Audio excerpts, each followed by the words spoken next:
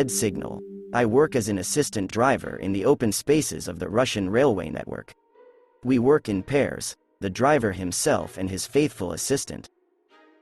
Once my partner got sick, and I was sent on a flight with another driver. We met before the trip, chatted, so I asked, "Where is your assistant? I didn't pass the medical examination. My hands were shaking," he answered me. Well, they shook and shook, which does not happen in life. On this topic, they hushed it up. We became friends, one might say. There were plenty of topics for conversation. He, like me, went to the gym and was a muscular uncle. So we chatted with him all the way in one direction. At the end point, we rested and drove back. The train came with explosive materials, so a security guard also went with us. For the transportation of hazardous substances, there is a branch remote from the main route that passes through fields and forests. That's where we were turned. It was late at night. We are driving, chatting, and incomprehensible rustles and whispers are heard in the radio.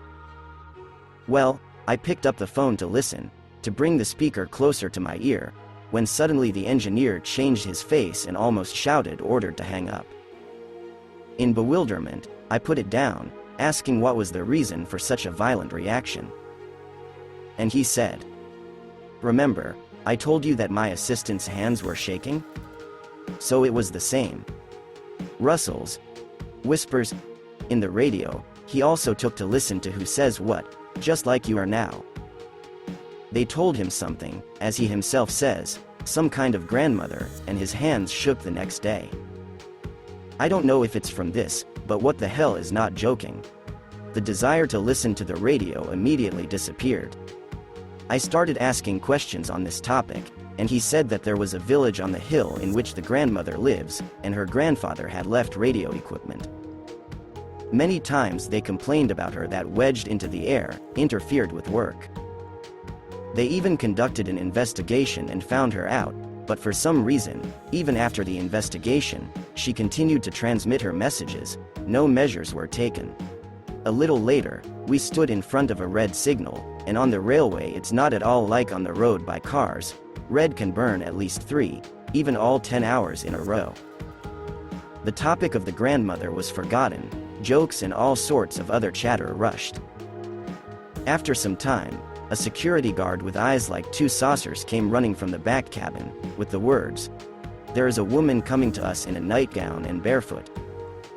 I repeat that it is late night outside, the season is late autumn, there is snow on the street, degrees below zero. Remembering the ill-fated grandmother, we ran to close the doors of the locomotive. Back in the cockpit, they turned off the lights and quieted down. I was afraid to lean out the window. I only heard how at first someone wandered around the locomotive, and then began to knock on the body with pitiful pleas for help. The engineer leaned out to see who was there. You never know, maybe what kind of help is really needed, but immediately closed the window and walked away. Meanwhile, on the street, this same grandmother began to run and laugh out loud. To say that we were scared is to say nothing. 3 healthy peasants sat and were afraid, like small children. Luckily for us, the yellow light came on and off we went. After arrival, they told this to other locomotive crews, to which we were told that this was not an isolated case, but she had not come up before, but sat nearby and watched, shouting something from time to time. Here is such a story. What it really was, I don't know. Maybe just a sick woman, or maybe some kind of witch. Thank you for your attention. Subscribe to the channel.